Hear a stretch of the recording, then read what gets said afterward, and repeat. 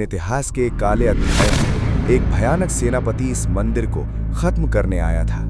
आज भी इतिहास उसका नाम सुनकर कांप उठता है, काला पहाड़।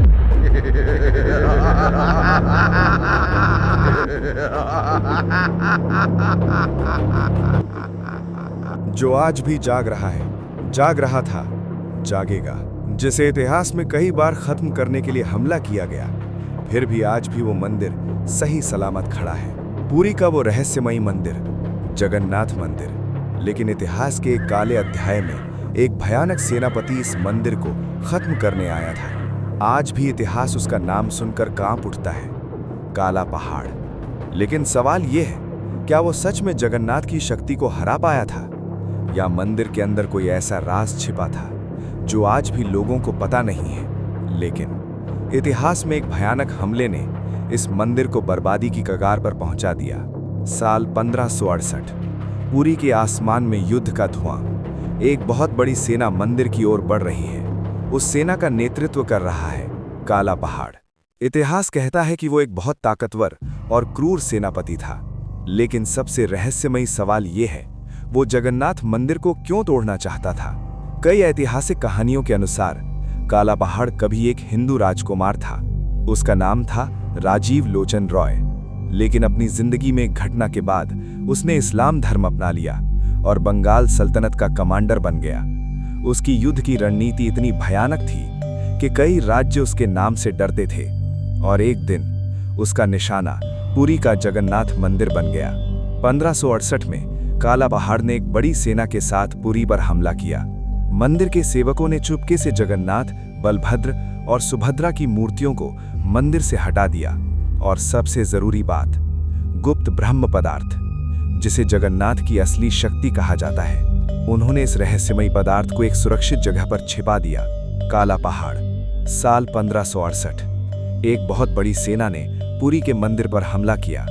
मंदिर के चारों ओर जंग शुरू हो गई। इतिहास कहता है उसने मंदिर के कई हिस्सों को तोड़ दिया और मूर्तियों को भी तोड़ने की कोशिश की। लेकिन फिर एक अजीब घटना हुई जिसे देखना मुश्किल है। सुनोगे तो चौंक जाओगे। काला अंधेरा। सैनिकों की तेज तलवारें अंधेरे में चमक रही हैं। पूरी जगह धूल भरी है। शांत हवा। आसमान बादलों से ढका हुआ है। जैसे ही सैनिकों ने मंदिर के गर्भगृह में पैर रखा, मूर्ति में से एक भयानक विशाल मूर्ति निकली। कुछ सैनिक बेहोश हो गए, कुछ सैनिक अपनी जान बचाने के लिए भाग गए। जगन्नाथ का असली राज कभी पता नहीं चला। लेकिन बात यहीं खत्म नहीं होती। कुछ कहानियां कहती हैं जगन्नाथ मंदिर तोड़ने के बाद काला पहाड़ की जिंदगी में अजीब घटनाओं का सिलसिला शुरू हो गया। उसकी सेना पर मुसीबत आ गई और कई लोग मानते हैं ये जगन्नाथ का श्राप था। रहस्य आज भी अनसुलझा है। आज भी ऐतिहासिक रिसर्चर पूछते हैं, क्या काला पहाड़ सच में जगन्नाथ मंदिर को नष्ट कर सका था, या मंदिर के अंदर छिपे रहस्य ने उसे हरा दिया।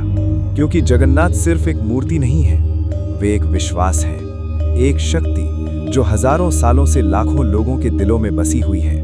नील माधव की गुप्त पूजा से काला पहाड़ के भयानक हमले तक पुरी का इतिहास रहस्यों से भरा है। लेकिन एक सच आज भी कायम है, विश्वास में जो शक्ति होती है उसे नष्ट नहीं किया जा सकता। और इसीलिए 100 हमलों के बाद भी आज भी कायम है जगन्नाथ धाम। एक रहस्य, एक आस्था, एक शाश्वत शक्ति। प्यारे दोस्तों, आज हम जगन्नाथ मंदिर के शुरुआती इतिहास और रहस्यों की कहानी जानेंगे। इन रहस्यों के पीछे छिपे इतिहास, कहानियों और अनजाने सच की पूरी कहानी। यह सिर्फ एक मंदिर नहीं है, ये एक महान तीर्थ है। एक ऐसा तीर्थ जहां न्याय, धर्म, चमत्कार और विश्वास एक साथ खड़े हैं। जहां साइंस आज भी किसी सवाल का जवाब नहीं ढूंढ पाया है, यहां सिर्फ एक जवाब है, पुरी जगन्नाथ।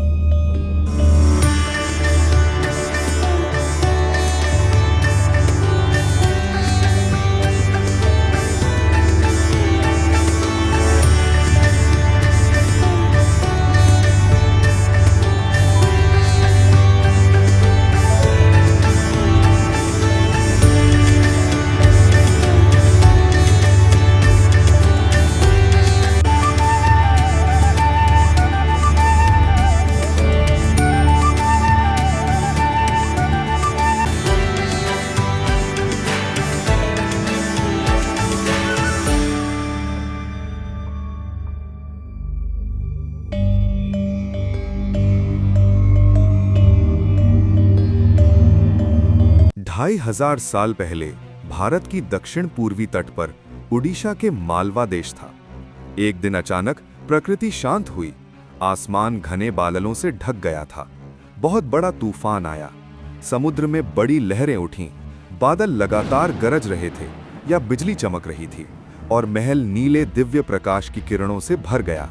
और एक दिव्य नीली बड़ी मूर्ति ने कहा, नीलगिरी पहाड़ियों में छिपी हुई मेरी पूजा की जा रही थी, मुझे ढूंढो या मानव की कल्याण के लिए प्रतिष्ठा करो। लेकिन सवाल यह है कि इस नीले दिव्य प्रकाश का प्रतिबिंब कौन था? ये रूप सैकड़ों सवाल खड़े करता है और कई और सवाल इतिहास की परतों के नीचे छिपे हैं। मूर्ति के अंदर क्या है और क्यों इतनी सकारात्मक ऊर्जा? इस मंदिर का झंडा हवा के खिलाफ क्यों लहरा रहा है? मुख्य गुंबद की छाया क्यों दिखाई नहीं दे रही है? सिंह द्वार पार करने के बाद समुद्र की दहाड़ शांत क्यों हो जाती है? भगवान जगन्नाथ के रहस्यमयी इतिहास के पन्नों में ऐसे हजारों सवाल छिपे हैं जो इतने भयानक, इतने डरावने हैं। ऐसी ही एक किताब भविष्यमालिका जो 800 साल पहले लिखी गई थी, उसमें इस मंदिर और पूरी दुनिया के बारे में हजारों भविष्यवाणियां हैं और बाकी ये किताबें समय के हिसाब से पूरी लिखी गई हैं और लिखी जा रही हैं। इन्हीं में से एक भविष्यवाणी शनि मीन राशि में होगा और एक ऐसा संत जो शादीशुदा नहीं है देश चलाएगा। आप ही बता सकते हैं कि ये भविष्यवाणी सच है या झूठ। 2028 में तीसरा विश्व युद्ध होगा जिसमें परमाणु बम का इस्तेमाल होगा और दोनों ताकतों के देशों को नुकसान होगा। क्या ये देखने का समय नहीं है? क्या आप असली गवाह नहीं हैं? प्यारे दोस्तों, आज हम पुरी श्री जगन्नाथ मंदिर के रहस्यमयी और भयानक इतिहास और उसके रहस्य की पूरी कहानी जानेंगे। पुरी, भारत का एक पवित्र शहर, जहां 1000 साल पुराना चमत्कारी मंदिर है, जगन्नाथ मंदिर। लेकिन बहुत कम लोग जानते हैं इस मंदिर का इतिहास एक रहस्यमयी भगवान से शुरू हुआ। एक भगवान जिन्हें कोई आसानी से नहीं देख सकता था, जिनका ठिकाना जंगल के बहुत अंदर छिपा था। उस भगवान का नाम था नील माधव। लेकिन सवाल यह है, ये नील माधव कौन थे और वे जगन्नाथ कैसे बने? एक समय की बात है, चारों ओर पहाड़ थे, घने जंगलों से घिरे हुए। बीच में पुरी नाम का एक शहर था। उसके अंदर एक गुप्त, शांत और डरावनी जगह थी। शास्त्रों के अनुसार भगवान कृष्ण के गायब होने के बाद उनके शरीर का एक हिस्सा समुद्र में तैरता हुआ इस किनारे पर आ गया। वो हिस्सा तरल नीली दिव्य रोशनी का था। स्वर्ग के देवताओं ने भगवान कृष्ण के अवशेष जानकर हर दिन फूल बरसाए। यहाँ एक कबीला रहता था, उनका मुखिया विश्वावसु था। एक दिन उन्हें ये भयानक नीली दिव्य रोशनी मिली। चारों ओर फूलों की खुशबूदार नीली दिव्य रोशनी बरस रही थी, जिससे उसका मन खुश हो गया। उसने उसका नाम नील माधव रखा, क्योंकि वो नील माधव था। वो हर दिन चुपके से नील माधव की पूजा करता था। लोक कथाओं के अनुसार जब नील माधव की पूजा होती थी तो चारों ओर एक अनोखी खुशबू फैल जाती थी। भगवान के सामने रखे फूल भी कभी नहीं सूखते थे। लेकिन बाहरी दुनिया को इस भगवान के बारे में पता नहीं था, क्योंकि विश्वावसु ने अपना राज पूरी तरह से राज रखा था। एक दूर राज्य में इंद्रद्युम्न राज करता था। वो भगवान विष्णु का भक्त था। एक रात उसे एक चमत्कारी सपना आया। नील माधव ने सपने में उससे कहा, हे राजा, नीलाचल पहाड़ पर चुपके से मेरी पूजा हो रही है, मुझे ढूंढो, मैं नील माधव हूं। जागने के बाद राजा ने फैसला किया, वो उस भगवान को ढूंढेगा। राजा ने कई दूत भेजे, लेकिन कोई भी नील माधव का पता नहीं लगा सका। फिर राजा ने एक ब्राह्मण को भेजा, विद्यापति। लेकिन उन्हें नहीं पता था ये सफर उन्हें एक ऐसे रहस्य तक ले जाएगा जो पुरी का इतिहास हमेशा के लिए बदल देगा। विद्यापति विश्वावसु के गांव पहुंचे। बहुत रिक्वेस्ट करने के बाद भी विश्वावसु भगवान की जगह बताने के लिए राजी नहीं हुए। लेकिन किस्मत के एक अजीब मोड़ में विद्यापति की मुलाकात विश्वावसु की बेटी ललिता से हुई। उन्होंने बातें की, प्यार शुरू हुआ। ललिता को रंगीन सपने आने लगे।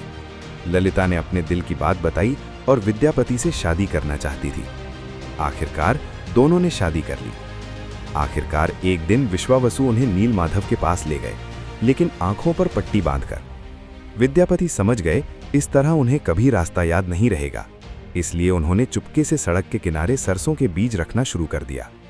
कुछ दिनों बाद उस बीज से एक पेड़ उगाया जिसने उन्हें गुप्त रास्ता दिखा दिया। जब राजा इंद्रद्युम्न उस जगह पहुंचे तो एक अजीब बात हुई। नीलमाधव की मूर्ति अचानक गायब हो गई। राजा बेहोश हो गए। तभी आसमान से एक दिव्य संदेश सुनाई दिया, मैं फिर लौटूंगा, एक नए रूप में, मेरा मंदिर बनाओ। कुछ दिनों बाद समुद्र किनारे लकड़ी का एक चमत्कारी टुकड़ा तैरता हुआ आया। उस लकड़ी से मूर्ति बनाने का काम शुरू हुआ, लेकिन एक और रुकावट आ गई। कारीगर आते जाते रहे, मूर्ति अब नहीं बनती। माना जाता है कि विश्वकर्मा एक बूढ़े आदमी के रूप में आए थे। उन्होंने मूर्ति बनाने का प्रस्ताव रखा, एक शर्त के साथ। शर्त ये थी कि एक कमरा दिया जाए जिसका दरवाजा तब तक न खोला जा सके जब तक मूर्ति का काम पूरा न हो जाए। राजा शर्त मान गए।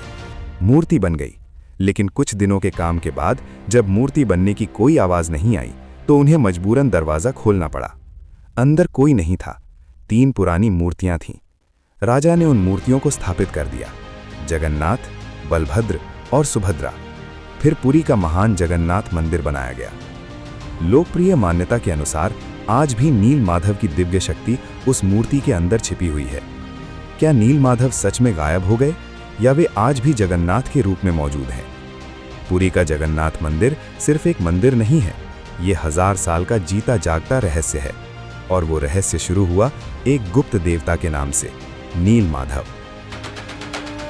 जो एक मंदिर जहां हर दिन एक आदमी अपने नंगे हाथों से 214 फीट ऊंचे गुंबद पर चढ़कर झंडा बदलता है, और अगर वो झंडा कभी नहीं बदला गया तो माना जाता है कि मंदिर 18 साल के लिए बंद हो जाएगा। आज हम सब जानेंगे पुरी के जगन्नाथ मंदिर की सीढ़ियों और झंडे का अनजाना रहस्य। 1000 साल पुराना जगन्नाथ मंदिर यही है। 12वीं सदी गंगवंश के राजा अनंत वर्मा चोर गंगादेव ने ये मंदिर बनवाया था। ये मंदिर सिर्फ एक धार्मिक जगह नहीं है, ये रहस्यों, मान्यताओं और चमत्कारी घटनाओं से भरा इतिहास है। इस मंदिर में अंदर जाने के लिए आपको सबसे पहले एक मशहूर सीढ़ी पार करनी होगी, जिसे 22 पहचा कहते हैं। मंदिर के मेन गेट पर 22 सीढ़ियां हैं। इनके भी 22 नाम हैं। इन सीढ़ियों को 22 पहचा कहा जाता है। तीसरी सीढ़ी को यम सीढ़ी कहते हैं। लोगों की मान्यता है कि इन सीढ़ियों पर चढ़ने से यम दर्जा का रास्ता चौड़ा हो जाता है। वजह, पुराण के अनुसार इस मंदिर में आने पर भक्तों के सारे पाप धुल जाते हैं। ये लंबे समय तक चलता रहा। यम दर्जा खाली होने लगा। ऑफिस खाली देखकर एक दिन यमराज खुद भगवान जगन्नाथ के सामने आए और प्रार्थना की। भगवान जगन्नाथ ने उन्हें मंदिर की तीसरी सीढ़ी पर रहने के लिए कहा। इस सीढ़ी का नाम यम सीढ़ी है। लेकिन सवाल ये है कि आखिर 22 ही क्यों? पुराणों के अनुसार ये 22 सीढ़ियां 22 इंसानी गलतियों या पापों की निशानी हैं। जब भक्त इन सीढ़ियों को पार करते हैं तो वे अपने पापों को छोड़ देते हैं और भगवान जगन्नाथ के पास पहुंचते हैं। कई लोग कहते हैं इन सीढ़ियों के नीचे कई पुराने इतिहास और रहस्य छिपे हैं। लेकिन इस रहस्य से भी ज्यादा हैरान करने वाली बात है मंदिर के ऊपर लगा एक झंडा।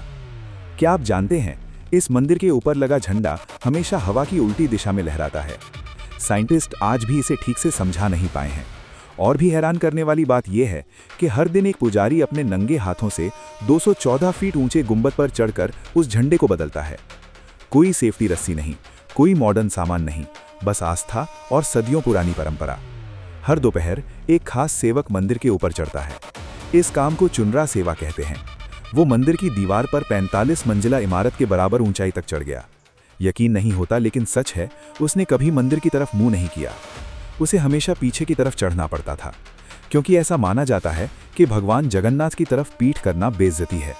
ऐसा ही चलता आ रहा है। झंडे का राज। झंडे को पतित पावन बंदेरा कहा जाता है। हर दिन एक नया झंडा फहराया जाता है और पुराने झंडे को पवित्र यादगार के तौर पर भक्तों में बांटा जाता है। मंदिर के बारे में एक कमाल की बात यह है, पुरी में समुद्री हवा आमतौर पर जमीन से समुद्र की तरफ बहती है, जो दुनिया में दूसरी जगहों पर उल्टी होती है। और उस हवा में मंदिर का झंडा हमेशा उल्टी दिशा में उड़ता हुआ दिखता है। क्या ये सिर्फ एक इत्तेफाक है या हजारों सालों का कोई अनजान आर्किटेक्चर? प्यारे दोस्त, अब तक हम जान गए होंगे कि मंदिर 2 राजाओं की मौजूदगी में बना था। एक आर्किटेक्चर, 2 नाम, राजा इंद्रद्युम्न और राजा अनंत वर्मन चोर गंगदेव। अब सवाल, एक आर्किटेक्चर और 2 नाम क्यों? जवाब आपके पास है। लोगों का मानना है कि इस मंदिर में खुद भगवान जगन्नाथ विराजमान है। इसी वजह से मंदिर का हर नियम, हर सीढ़ी, हर झंडा एक गहरी आध्यात्मिक शक्ति का प्रतीक है। साइंस बहुत सी बातें समझा सकता है, लेकिन आस्था की ताकत कभी कभी साइंस की सीमाओं से भी आगे निकल जाती है। पुरी जगन्नाथ मंदिर सिर्फ एक मंदिर नहीं है, ये एक ऐसी जगह है जहां इतिहास, रहस्य और आस्था एक साथ मिले हुए हैं। मंदिर की वो 22 सीढ़ियां और आसमान में लहराता वो रहस्यमय झंडा आज भी हमें याद दिलाते हैं। दुनिया में ऐसे कई रहस्य हैं जो शायद आज भी हमें पता नहीं है। जब पूरा शहर रात के अंधेरे में सो जाता है, एक रहस्यमय किचन आज भी आग से जलता है। इस किचन में हर दिन हजारों लोगों के लिए खाना बनता है, लेकिन हैरानी की बात है, यहाँ कभी खाना कम नहीं होता और कभी ज्यादा नहीं। ये अजीब नियम कैसे मुमकिन है? हम जानेंगे जगन्नाथ मंदिर के रहस्यमय किचन की कहानी, जहाँ सदियों से एक चमत्कारी परंपरा चली आ रही है। यहाँ हर दिन हजारों भक्त प्रसाद लेने आते हैं और वो प्रसाद दुनिया के सबसे बड़े मंदिर के किचन में से एक में तैयार किया जाता है। जगन्नाथ मंदिर के किचन में 750 से ज्यादा चूल्हे हैं और सैकड़ों रसोइये हैं। इस किचन की एक और खासियत है, यहाँ मिट्टी के बर्तनों में खाना बनता है, लेकिन सबसे हैरानी की बात यह है, इन बर्तनों को एक के ऊपर एक 7 लेयर तक में रखकर पकाया जाता है। लेकिन यही सबसे बड़ा रहस्य छिपा है। आमतौर पर माना जाता है कि नीचे वाले बर्तन में खाना पहले पकता है, लेकिन यहाँ इसका उल्टा होता है। यहाँ सबसे ऊपर वाले बर्तन में खाना पहले पकता है। साइंस भी इसका कोई साफ कारण नहीं बता पाया है। इस पके हुए खाने को महाप्रसाद कहते हैं। ये प्रसाद सिर्फ भक्तों का खाना नहीं है, ये एक पवित्र रस्म है। माना जाता है कि इस खाने पर देवताओं का आशीर्वाद होता है और इसीलिए खाना पकाने का ये नियम सदियों से बिना बदले चला आ रहा है। एक और रहस्यमयी बात यह है, चाहे रोज कितने भी भक्त आएं, महाप्रसाद कभी कम नहीं पड़ता, जैसे कोई अनदेखी ताकत रोज हिसाब बराबर करती हो। इस किचन के नियम सैकड़ों साल पहले बनाए गए थे। यहाँ कोई गैस या मॉडर्न उपकरण इस्तेमाल नहीं होते। सब कुछ लकड़ी की आग पर पकाया जाता है और पूरी प्रक्रिया मंदिर के खास सेवक मैनेज करते हैं। माना जाता है कि इस खाना पकाने के असली डायरेक्टर खुद जगन्नाथ हैं। कई रिसर्चर ने खाना पकाने के इस तरीके को समझने की कोशिश की है, लेकिन आज भी कोई पक्के तौर पर नहीं कह पाया है कि ऊपर वाले बर्तन में खाना पहले कैसे पकता है और रोजाना खाने की मात्रा इतनी सही कैसे होती है। इसलिए जगन्नाथ मंदिर के किचन को कहा जाता है आस्था और रहस्य का जीता जागता उदाहरण। हजारों साल का इतिहास, अजीब नियम और अनगिनत चमत्कारी कहानियां। कुल मिलाकर जगन्नाथ मंदिर सिर्फ एक मंदिर नहीं है, ये एक रहस्यमयी दुनिया जैसा है, जहां आस्था और अनजान के बीच की सीमा अभी भी साफ नहीं है। शायद इसीलिए पुरी का ये मंदिर आज भी लोगों के मन में एक सवाल खड़ा करता है, क्या ये सिर्फ परंपराएं हैं या सच में यहाँ कोई दिव्य रहस्य छिपा है? एक ऐसा रहस्य जिसे देखने की अनुमति बहुत ही कम लोगों को मिलती है। ये रहस्य जुड़ा है भगवान जगन्नाथ की मूर्ति के अंदर रखे एक दिव्य तत्व से, जिसे कहा जाता है ब्रह्म पदार्थ। लेकिन सवाल ये है, आखिर क्या है ये ब्रह्म पदार्थ? क्या ये सच में भगवान कृष्ण का हृदय है या ये केवल एक पुरी के प्रसिद्ध जगन्नाथ मंदिर के सबसे बड़े रहस्य के बारे में? पुरी मंदिर में भगवान जगन्नाथ, बलभद्र और सुभद्रा की लकड़ी की मूर्तियां हैं, लेकिन इन मूर्तियों के अंदर एक रहस्यमयी तत्व रखा जाता है।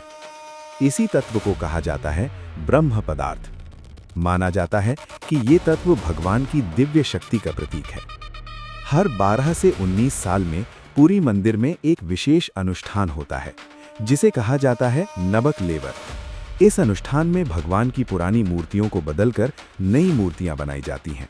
लेकिन सबसे रहस्यमयी क्षण होता है जब पुरानी मूर्ति से ब्रह्म पदार्थ निकालकर नई मूर्ति में स्थापित किया जाता है। ये प्रक्रिया इतनी गुप्त होती है कि पूरे मंदिर की बिजली बंद कर दी जाती है। जो पुजारी ये कार्य करते हैं, उनकी आंखों पर पट्टी बांध दी जाती है और उनके हाथों में दस्ताने पहनाए जाते हैं, ताकि वे उस दिव्य तत्व को सीधे देख या छू ना सकें। आज तक किसी ने भी ब्रह्म पदार्थ को खुलकर नहीं देखा, इसलिए इसके बारे में कई तरह की मान्यताएं हैं। कुछ लोग मानते हैं ये भगवान कृष्ण का दिव्य हृदय है, क्योंकि कहा जाता है कि जब श्री कृष्ण इस संसार से अंतर्धान हुए थे, तब उनका हृदय नष्ट नहीं हुआ था और वही दिव्य तत्व ब्रह्म पदार्थ के रूप में जगन्नाथ मंदिर में स्थापित है। कुछ पुजारियों ने बताया है कि जब वे ब्रह्म पदार्थ को हाथ में लेते हैं तो उन्हें एक अजीब ऊर्जा महसूस होती है, जैसे कोई जीवित चीज धड़क रही हो। हालांकि इसका कोई वैज्ञानिक प्रमाण नहीं है, लेकिन ये रहस्य आज भी लोगों को हैरान करता है। पुरी का जगन्नाथ मंदिर सिर्फ एक मंदिर नहीं है, ये आस्था, इतिहास और रहस्य का अद्भुत संगम है। और शायद ब्रह्म पदार्थ का रहस्य आज भी दुनिया के सामने पूरी तरह प्रकट नहीं हुआ है। हो सकता है ये रहस्य हमेशा रहस्य ही बना रहे। बेदी हनुमान मंदिर। सोचो, एक भगवान को जंजीरों में जकड़ा गया है। हाँ, भले ही ये सुनने में अजीब लगे, हनुमान को यहाँ जंजीरों में जकड़ा गया था। और ऐसा क्यों कहा जाता है कि उन्होंने आज भी समुद्र को पकड़ा हुआ है? ये राज जानकर आपको हैरानी होगी, लेकिन हजारों साल पहले ऐसा क्या हुआ था जिसकी वजह से हनुमान को हमेशा के लिए पहरे पर रखा गया था? बेदी हनुमान मंदिर पुरी शहर में मशहूर जगन्नाथ मंदिर के पास है। जब भगवान जगन्नाथ अपनी दिव्य रोशनी में थे तो हर तरफ भक्त जयकार कर रहे थे। मंदिर का शंख घंटियों की आवाज से गूंज रहा था। समुद्र उनके बगल में था। समुद्र की लहरें खुशी से नाच रही थीं। एक दिन समुद्र देवता जगन्नाथ के पैरों को देखने के लिए बेचैन हो गए। प्यार बढ़ता ही गया। एक दिन इस प्यार की बेचैनी हद पार कर गई। बड़ी लहरों ने अपना तूफानी डांस शुरू कर दिया। पूरा शहर पानी में डूब गया। घर के घर डूब गए। लोग डर के मारे अपने घर छोड़कर चले गए। देवता व्यथित होकर चिल्ला उठे। भगवान जगन्नाथ ने भक्तों की विनती सुन ली और उन्होंने सोचा कि इस महाविनाश को रोकना होगा। इसके लिए उन्हें एक योद्धा की जरूरत है जिसके सामने वे अपना सिर झुका सकें। और उन्होंने महान और शक्तिशाली हनुमान को याद किया। उन्होंने कहा, हनुमान, जब तक आप यहाँ हैं मेरे भक्तों तक एक लहर भी न पहुँचने पाए। और हनुमान ने अपना सिर झुकाकर कहा, यही आपका आदेश है मेरे सौभाग्य प्रभु। हनुमान परम रामचंद्र के भक्त थे। उन्होंने जोर से जय श्री राम का नारा लगाया और अपनी गदा किनारे पर रखकर खड़े हो गए। जैसे ही लहर रुकी, समुद्र देवता स्वयं उनके सामने प्रकट हुए और एक शर्त रखी, हे हनुमान, जब तक आप पहरे पर रहेंगे मैं शांत रहूंगा। समुद्र देवता गायब हो गए। पूरा पुरी शहर शांत हो गया। पूरा शहर खुशी से भर गया। भक्त खुशी के नशे में थे। शहर के हर घर में राम उत्सव शुरू हो गया। एक दिन राम भजन शुरू हुआ। उस भजन की शुरुआत हनुमान के कानों में पड़ी। उस समय हनुमान थोड़ी देर के लिए समुद्र किनारे से चले गए, लेकिन उन्हें भगवान के भजन का नाम सुनने में देर हो गई। समुद्र देवता ने इस मौके का अच्छा इस्तेमाल किया। तेज लहरों और लहरों ने मंदिर को डुबो दिया। भगवान जगन्नाथ नाराज थे। वे किनारे पर पहुंचे। जब हनुमान भजन से लौटे तो उन्होंने भगवान जगन्नाथ को किनारे पर खड़े देखा। हनुमान ने सिर झुकाकर कहा, अरे, मुझसे गलती हो गई, मुझे माफ कर दो। जगन्नाथ ने कहा, अगर तुम चले गए तो मेरे भक्तों का विनाश तय है। मैंने तुम्हें कर्तव्य के बंधनों से बांध दिया है ताकि तुम फिर कभी न जाओ। और उन्होंने तुम्हें सोने की जंजीर से बांध दिया। तब से हनुमान समुद्र की रखवाली कर रहे हैं। समुद्र शांत हो गया, लेकिन समुद्र की दहाड़ बंद नहीं हुई और भगवान जगन्नाथ सोए नहीं। उन्होंने हनुमान को याद किया। हनुमान ने समुद्र देव से दहाड़ बंद करने के लिए कहा। समुद्र देव ने कहा, यह मेरा काम नहीं है, ये तुम्हारे पिता पवन देव का काम है। मुझे बताओ कि तुम्हारे पिता कौन है। हनुमान ने अपने पिता को याद किया और कहा, हे पिता, मैं आपके बहाव से कांप रहा हूँ, कृपया बहाव को रोक दें। पवन देव ने कहा, यह कैसे हो सकता है, मैं 5 तत्वों में से एक हूँ, मुझे बहाव बनना होगा। पवन देव परेशान हो गए और आखिर में बोले, ठीक है, आज से मैं मंदिर के उल्टी तरफ से जाऊंगा ताकि मंदिर झुके नहीं और समुद्र की दहाड़ सुनाई न दे। पवन देव गायब हो गए और तब से लेकर आज तक समुद्र की दहाड़ मंदिर तक नहीं पहुंचती और मंदिर का झंडा हवा की उल्टी दिशा में बहता है। और हैरानी की बात यह है कि समुद्र का पानी धीरे धीरे कम होता जाता है। उसी समय से इस मंदिर का नाम बेरी हनुमान मंदिर पड़ा। बेरी शब्द का मतलब है जंजीर या बंधन। आज भी भक्त मानते हैं हनुमान यहाँ पहरा दे रहे हैं और उन्होंने ही समुद्र को रोका है। तो क्या हनुमान सच में आज भी समुद्र को कंट्रोल कर रहे हैं या ये सिर्फ एक पुरानी मान्यता है? मंदिर की रहस्यमयी चीज है इसके ऊपर लगा बहुत बड़ा चक्र, नील चक्र। ये चक्र अष्ट धातु का बना है और माना जाता है कि इसका वजन करीब 1 टन है। सबसे हैरानी की बात यह है कि पूरी शहर में आप इस नील चक्र को कहीं से भी देखें, ऐसा लगेगा जैसे चक्र आपकी तरफ है। ये एक रहस्यमयी ऑप्टिकल इल्यूजन जैसा है। मंदिर के आसपास पुराने देवताओं के कई मंदिर हैं, लेकिन बात यहीं खत्म नहीं होती। सोचिए, एक मंदिर जिसके ऊपर पक्षी नहीं उड़ते, जिसका सबसे ऊपर का नील चक्र चारों तरफ से एक जैसा दिखता है और जिसके एंट्रेंस पर खुद हनुमान पहरा देते हैं। क्या ये सिर्फ एक मान्यता है? प्रिय दर्शकों, पुरी का जगन्नाथ मंदिर सिर्फ एक मंदिर नहीं है, ये सदियों से छिपे गहरे इतिहास और अनगिनत रहस्यों का खजाना है। अगर आपको आज की कहानी पसंद आई तो वीडियो को लाइक करके हमें सपोर्ट करें, और अगर आप ऐसे ही और अनजाने इतिहास, मंदिर के रहस्य और आध्यात्मिक कहानियां जानना चाहते हैं तो हमारे चैनल को जरूर सब्सक्राइब करें और उसके आगे बेल आइकन को ऑन रखें, क्योंकि अगले वीडियो में हम पुरी के जगन्नाथ मंदिर के कुछ और रहस्य लाएंगे जिन्हें सुनकर आप भी हैरान हो सकते हैं। धन्यवाद। जय जगन्नाथ।